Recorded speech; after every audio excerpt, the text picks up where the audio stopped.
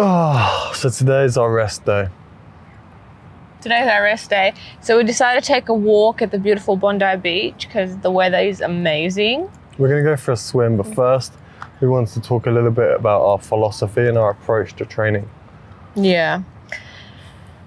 Where should we start with this? Because I think the most common question that we get is, how do I start? How do I start? Well, let's get a goal in mind. Yeah, because where do I start? Someone who wants to get rid of pain, someone who wants to just generally improve mobility, eliminate aches and pains. Where would I start is the question we should answer. So where would you not start? What are the things that most people do that don't work so well? That's a great question. So I think that what most people rely on when they're in pain or they're trying to get out of pain is a Band-Aid or someone to save them, whether that's a chiro. First of all, nothing against these methods whatsoever, but people are always looking to be saved by someone. They should be a luxury and not a necessity. Exactly. So as I always say, no one's going to save you unless you save yourself. So you're looking for help to like physios, to chiros, to chiropractors, to the physical therapists, or anyone else is not going to help you. Not in the short term and definitely not in the long term. Our philosophy to this is that movement will heal you. No matter what kind of pain you are in, you're going to be in a lot worse pain if you don't do something about it. Well, I feel like everyone just puts a Band-Aid over their problems. They do, but I think it's also a lack of knowledge. People don't know. So they're looking for help everywhere they can. Like I was the same. But it's also taking the easy route. Like it's way easier for someone to just go and get a chip at a physio than it is for them to actually dedicate themselves to a mobility practice. That's true. That's also true, because another common thing that people struggle with is consistency and accountability. And that comes down to habits and discipline, doesn't it? Like saying that you're going to do something and then going out and doing it. For consistency, lack of consistency comes from one of two things. Lack of clarity on what to do, or lack of progress. If you don't have one of those two things, your chances of you being consistent are pretty low. Yeah, but also people are taking on more than they can chew. So that's why, I hate these stupid things like detoxes and resets and 12-week transformations. And yeah, it's all well and good to get yourself into gear or to motivate yourself for 3 seconds. But what happens then? You fall off the wagon. So that's why it's better to start off slow. We always tell our students, implement simple things like just daily squatting, daily hanging, 15-minute snacks, things that you can do day in and day out without fail and build on top of that. That's how consistency is built. It's habits, it's discipline. For those who don't have an issue with staying consistent, those who want something that they can dedicate themselves to, they're going to do the work. They more so just want to know what to do, how to progress. What would you say to them? Here's the hard truth that everyone needs to learn, and I also had to learn myself. You need to let go of what you believe to be fitness and what you believe, what the fitness industry tells you that you should be doing. That you see in the gym, that you see every single day when you go out and you see people training. That's usually doing what? People training for aesthetics, people destroying themselves with training, with endless cardio, HIIT classes, running like hamsters on machines, trying to out-train their diet. Everyone is training as a punishment, and no one is training as nourishment. You have weights for strength. You have HIIT and running for cardio.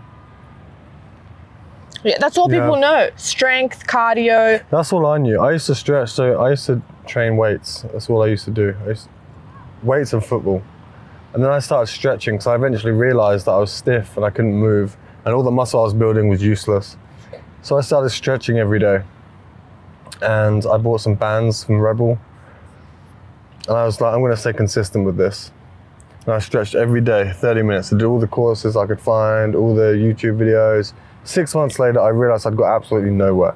I remember I used to come to the gym at Fitness First, and you and Chad, you were like, it was like a contraption. They would literally put like bands on their legs. Weights they would on put our weights. back. They would sit on each other, like in order to press each other down. Like day in and day out, I used to see them doing this. I was like, what are you guys doing? So here's the thing about stretching. You do a stretching session for 30 minutes. You endure a boring session of stretching and you feel accomplished because you've done something that you didn't enjoy and you feel good for probably a few hours, so you feel accomplished. Then you wake up the next day and you feel like you've made absolutely no progress whatsoever. Your aches and your pains come back, you feel tight as you did before the session, and imagine doing this every day for 6 months in a row, thinking, I just have to stretch more, I just have to do more. When the reality is you're climbing the wrong ladder, you're in the wrong vehicle.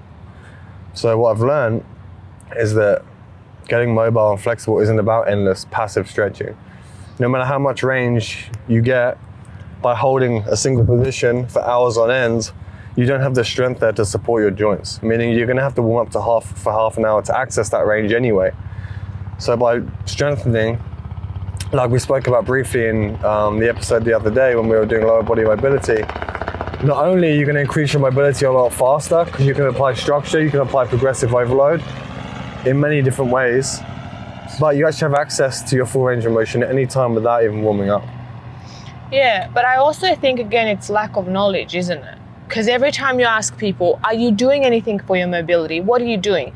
Yeah, I'm doing bits here and there, not enough. That's the most common answer I get, not enough. Or I stretch here and there, I go to yoga class. So we asked this waiter, do you remember the waiter? Yeah. He was like, I've been doing mobility training. Ryan was like, what have you been doing? He's like, there's this one that's really good. I've been doing this one. And I've been doing this one. Yeah, it's just lack of knowledge. It's like, how are people supposed to know what they don't know, right? And that's why I tell people it's up to you to go out and search.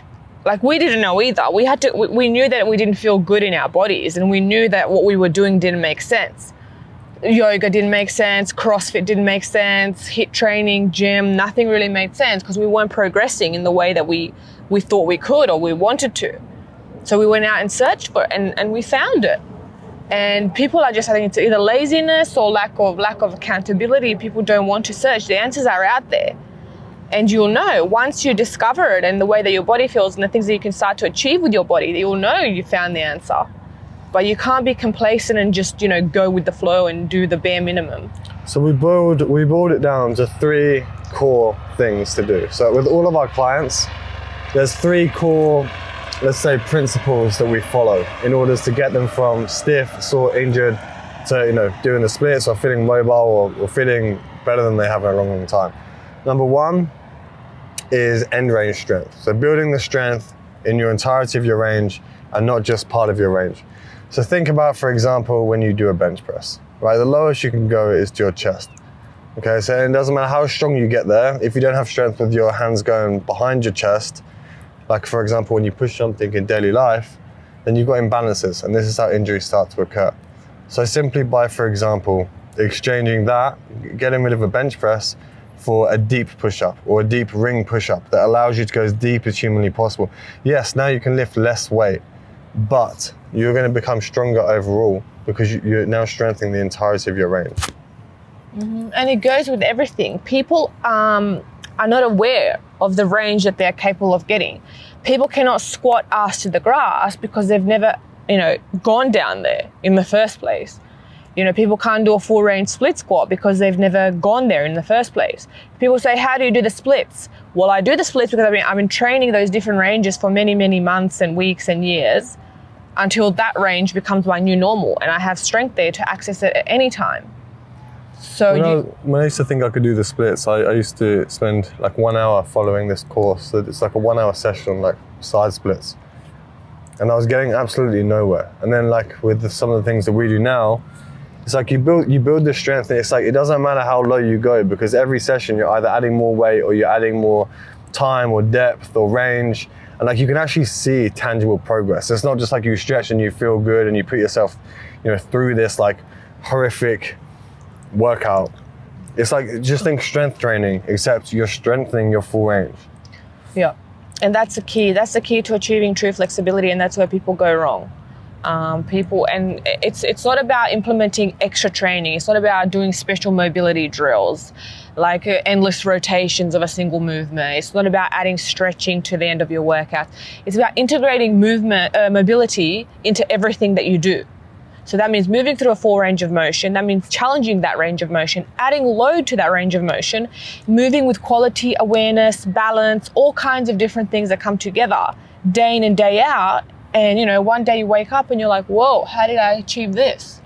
That's I what get happened some to of the me. best pumps I've ever had from weighted mobility. Yeah, you do. Even rings, gymnastic rings, like I feel way better. Like you get the same pump as you do, like lifting heavy weights for a session, but it's something about it that's different. Like it feels more like pure, more natural, as opposed to like just brute kind of force. I don't know how to explain it, but like the pump I get from that is just way better than any pump I've ever had from going. Like for example, some days, like maybe twice a year, I really can't be bothered to train, and so I just do some bench press or something like this that requires zero mental brain capacity, whatever. You don't have to think about anything, you just have to push weight.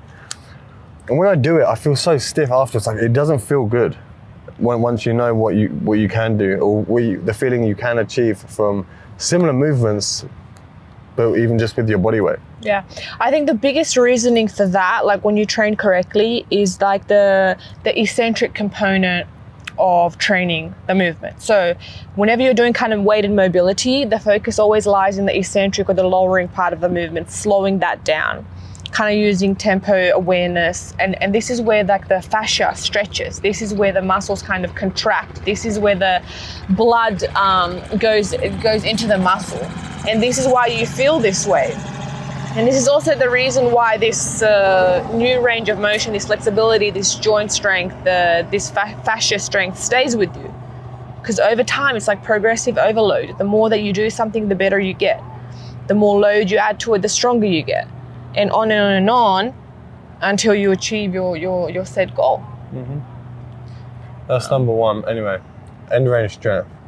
Number two, strengthening, bulletproofing your joints, connective tissues, and ligaments. So how do we go about doing that? So first of all, using your body as one whole unit. So, you know, that means we move through all different planes, through all different directions, extension, rotation, flexion, everything that you don't see in typical fitness things. Everything that you hear is dangerous for you. Your knees over toes, your back bends, your shoulder dislocations, your locked out knees, rounding the back under load, all kinds of things. So everything that people tell you is dangerous for you, is bad for you, we train. Because we believe that this is the only way that you're gonna strengthen all of your connective tissues, like you said, your ligaments, your tendons, your stability, body awareness, proprioception. And then what we say is we develop that in training so we can be resilient in life, so that we don't get injured in doing basic things like picking our keys off the floor, or jumping after our kid, or throwing the ball with our dog. There's a difference between looking strong and actually feeling strong. And this is the key to feeling strong.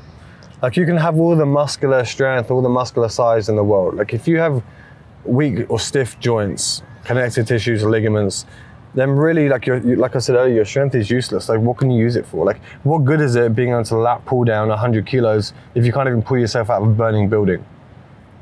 Like it's just pointless. Like what's the point of being able to deadlift 300 kilos if you need wrist straps and your body's all busted up. Or you can't friggin' squat ass to the grass. Yeah. You have bunged up ankles, slipped discs, you look like Hunchback of Notre Dame. Like you can't scratch your own back when you have a shower. Like what good is it lifting through? It's absolutely pointless, and the time will come eventually when you're gonna realize, oh, fuck me, I made a mistake. Now it's a bit late, what do I do with my body? I'm like 40, but I feel like I'm 80. Yeah, you see these like huge guys, like anyone who thinks of that as fitness, you'd see that, you idolize that, you think, oh wow, they're very strong. They bend down to pick something up from, I don't know, the floor, some keys from the floor, their back goes, the shoulders go, the hips pop. It's like, what's the point? Yeah. And this is why I really dislike the fitness industry in general. It's such an unhealthy environment. Like it's unhealthy for girls, it's unhealthy for guys. It's just all about aesthetics. It's all about starving yourself. It's all about these quick fixes, these silly diets, these things that just create unhealthy habits and unhealthy behaviors. And it has nothing to do with fitness and health and longevity, and all about vanity. It's all about aesthetics and all about who has a bigger ass or who has a bigger chest or who can bench press more. So when you train for aesthetics, it's coming at the expense of near enough everything else. But when you train for freedom of movement and you train to actually feel good, then looking good is going to come as a byproduct. It's like you're getting the best of both worlds. And looking good is also subjective, because, you know, aesthetics to one person might be looking like a pumped up, like whatever. Aesthetics to someone else might be lean and athletic. Like to me, I'd much rather take lean and athletic and be able to use my body and be able to, you know, have the freedom to go and do things without pain and feeling stiff the next day than looking huge. I don't understand what benefits come from looking huge apart from, I don't know, if you want to compete in bodybuilding, maybe like the Vanity. The guys think they're going to get more chicks. The chicks think they're going to get more guys. But here's the thing, because they think they're going to get more chicks when actually they just get more guys. They just get more guys sliding into the DMs. Hey bro, how'd you get your arms so big? You don't get more girls. That's true. I think most girls don't even like that freaking pumped up look. Like a blow up balloon. Anyways, that's I reckon guys want to impress guys more so than they do girls. probably, of course, yeah. And girls compete against each other. It's true. Like it kills me when I go to the gym and I just see just people looking in the mirror, checking. They're literally deadlifting and doing hip thrusts, staring sideways at the mirror, like to look at themselves as they're doing it. I mean, you were doing that the other day. I wasn't doing had that. your head up like this no, when but you're I had doing my it. head up just to make sure that I was in alignment with the barbell. She's the same. Not because I She's was the same as checking the my rest. ass out. Definitely not. It's crazy to me. It's just crazy. It's unhealthy, and it just kills me because I love movement so much. I love the physical practice so much, and this is nothing to do with physical practice. Nothing at all whatsoever. And to that point, while we're here, about what you said about knees over toes, bending your back, moving out of alignment. Like, it's so dumb that people think that you shouldn't do this. Like, it's so dumb when you post this and you get like physiotherapists commenting on Facebook saying, oh, how dangerous it is. It's like, what the fuck? Like, think about anything. Like, think about climbing a rock, running up some stairs, bending down. Like, when do your knees not go past your toes in real life? So it's like, why would you not condition your body to do that? It's like, all right, like, this is something that happens on a daily basis. Let's just not strengthen that. Like, let's not condition that. And let's just deem it dangerous. Yeah. Well, human beings, especially in Western societies, have become soft, piss weak soft. You see 80, 90-year-old men in Eastern countries. That's squatting is a natural human resting position. That's how people sit, that's how people eat, that's how people shit. That's how people spend their time. People are climbing under the cars to fix them. Grandmas are cleaning floors, lugging around potatoes in the garden, picking, digging. We went to Bali, and there's like, you see these like 80-year-old, 90-year-old even, like men, like carrying like all of this weight, like these old women like squatting down, like doing the gardening, like without a care in the world, like as if it's nothing. And then like you see people here like 40 years old, they think they're old, they think they're past it. They think they're old at 35 and 40. And I'm thinking, what are you going to say in 20 years? Like you'll be a vegetable. Use it or you lose it. We have things too easy here. You get to sit down at a desk all day, you get to sit in your house and order food from your phone. You go to your air-conditioned gym, you sit on your man-made machine, you know, like... It's ridiculous. It's ridiculous. People have lost the capacity to move their body like nature intended them to move. People can't hang, people can't squat, people can't crawl, people can't balance on one leg. And we say this, like we don't, like, we live like this as well, right? Like I sit at a desk for a lot of my day as well. Working with the team, etc., etc. Like, so it's not like we're constantly active and we're constantly training in the gym at all. Like, we don't have endless time to train either. But it's like, if you do live a sedentary lifestyle more so than other people, I just compensate from that in the gym. Like, if you sit down at a desk all day and then the 1 hour of your evening that you dedicate to training, you just go and like lift the heaviest weight you possibly can. It's like you're doing more harm than good. Because it's like, now you're going to feel stiff again for another few days while your body recovers. Yeah. And you're going to go sit down again all day tomorrow. But not only that, integrate movement into everything that you do. Like I tell people, when you're in the shower, stand on one leg.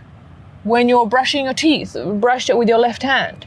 When you're sitting on your chair all day, squat a little bit, stand a little bit. Squatting is the easiest one. Squatting, like sitting in a resting squat when you're watching TV or like whatever, waiting for a bus, and then hanging is so easy as well. You should just be in the habit of whenever you walk past a solid structure, just hang, even if it's for like 2 seconds. Like you'll literally feel your back completely open up.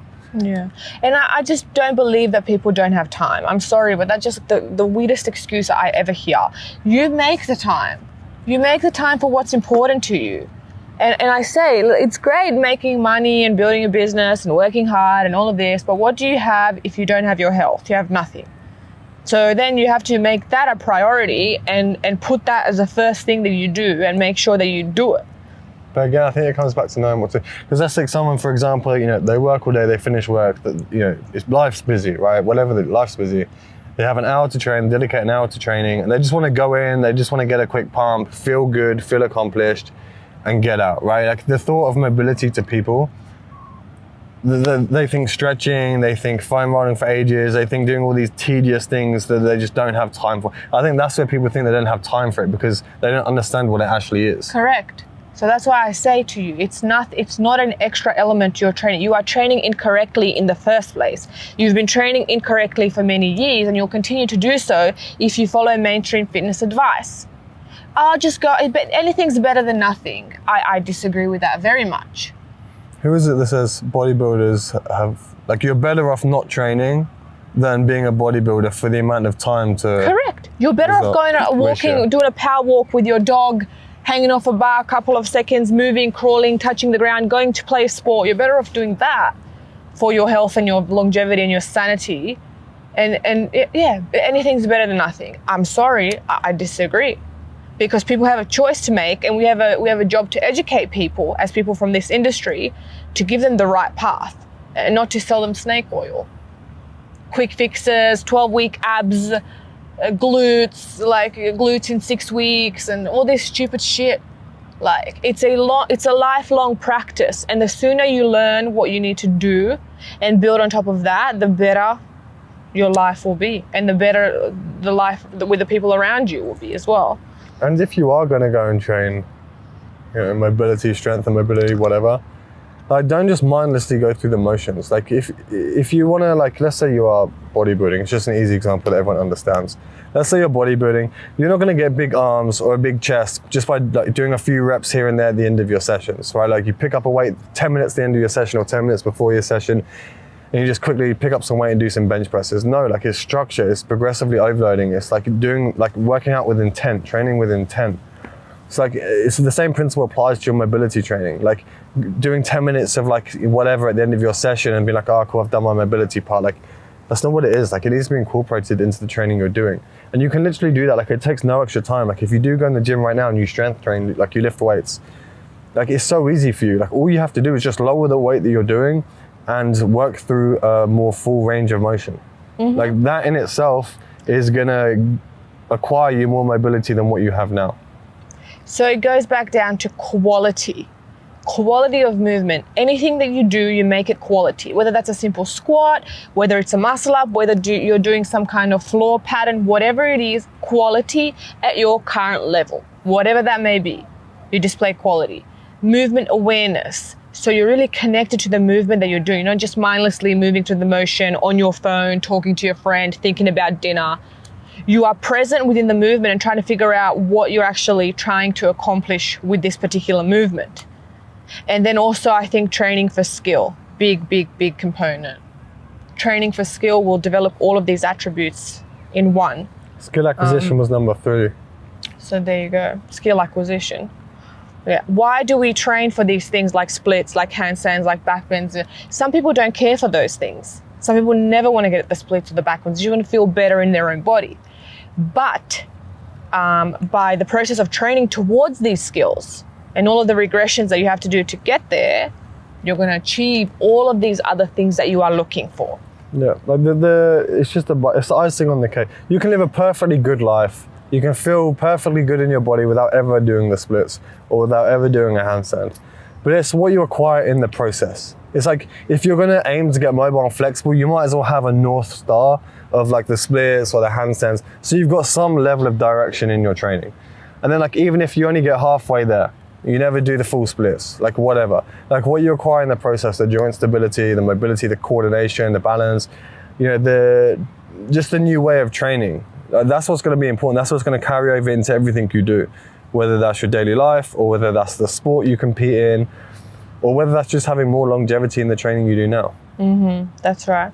And it's about that holistic development of your mind, of a learning process, of bringing things together, of transferring skills to other skills. That's why I say, like, our goal with our students is to make Movesmethod a foundation for them where they come to get strong, to get mobile, to get resilient, to develop cool skills. So they can then be able to take these things and these attributes away with them and do the things that they love to do. Attend the BJJ class, attend the rock climbing class, go dancing, whatever they want to do, they're going to feel like they belong there because they are a physical specimen. Yeah, it's like we have athletes from all different sports come to us, and it's like, we can't make you a black belt in jiu-jitsu. We can't, give you a 4-minute mile, whatever. But what we can do is give you the freedom of movement that's going to transfer and carry over into what you do and allow you to not just prevent injuries, but to actually excel. Not just now, but for another 10, 20, 30 years. Yeah, for the rest of your life. And also skill development, like it's just a breath of fresh air to your training. Like if you get bored easily, like I get bored easily, and it's just a breath of fresh air to your training. Like it keeps the brain young and healthy. It keeps your training is going to be mentally stimulating and not just physically stimulating, which is another important thing. And it goes back to what we were saying about mindless movement and mindless training, and how it's arguably a waste of time. Yeah, well, it is. It is, because you have the opportunity to do something cool with your life, with your physical practice, with the things that you learn, and it feels good to accomplish things. And I'm sure that most people know it out there. It's cool to accomplish it. But laziness gets in the way, complacency gets in the way, lack of knowledge gets in the way, and that people don't really understand what is out there. And it's cool. It's cool if you want to be a normal person, like I say. But if you want to go that extra mile and be something special and achieve something special, then you have to do things differently. But you have to love the suck. You have to love the hard. Yeah. If you're focused on the skill, if you're focused on the outcome, you're not going to last. We're talking to Leonardo about this in the podcast we did with Jiu-Jitsu BJ black belt, yeah. It's about the process. It's about day in and day out doing the work without focusing on the end result. And if you learn to love the process, one day you will just drop into the splits. You will. Like, fuck, how did I get That's what happened to me. I'm addicted to the process of things. I never in my wildest dreams thought that I would get the splits or that I would get these skills that I have now. I didn't think it was reserved for normal people. I thought it was for circus people, for gymnasts, for whatever. And I was just addicted to the work, and I like to do what my teachers told me to do, my mentors told me to do, and I loved it. And lo and behold, I discovered all of these amazing things that I'm capable of, and it's great. It's about growth. It's about everything. Like learning is about that.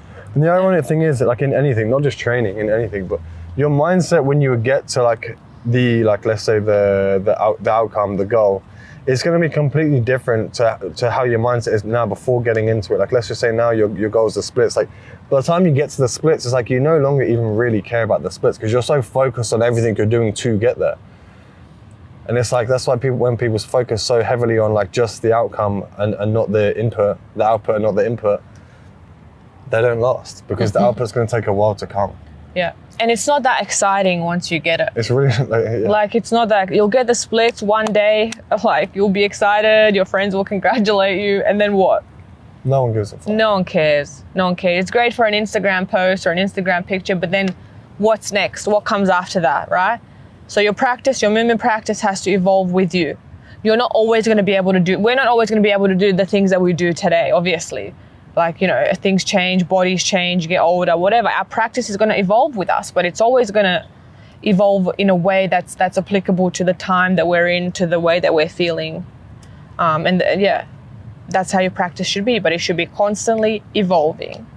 So when you approach your mobility training, you want to learn to strengthen, bulletproof your joints, your connective tissues, and your ligaments, so you feel strong and you don't just look strong, because you will look strong as a byproduct. You want to learn to move through a full range of motion, so that you actually have access to your range of motion at any point throughout the day without even warming up. And you have resilience. It becomes your new normal. It becomes your new normal.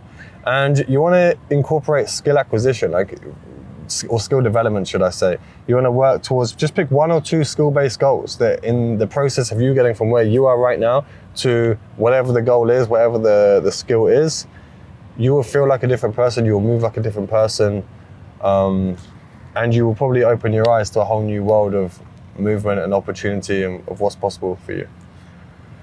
So yeah, 3 things to focus on if you want to start training mobility.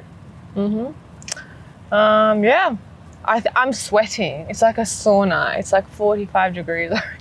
Yeah, it's pretty hot. I fancy this swim. Should we go swim? Yeah, definitely. So we hope that you're going to take this and you're going to go and work on your movement practice and try to research and do some things that will kind of help you and start you off and set you on the right path to continue this for the rest of your life. And keep tuning in every day with, like, we're either going to go through our own training or chats with other people or chats amongst ourselves like today, just to, like, with the end goal being just to expose more people to authentic mobility movement training. In a world that's full of fads and crap, full of shite. So yeah, if you stick around and watch our videos, then you will learn a lot. And you will know more than you do now about mobility training, putting programming together for yourself, training with correct form, and not wasting time. And becoming a resilient motherfucker.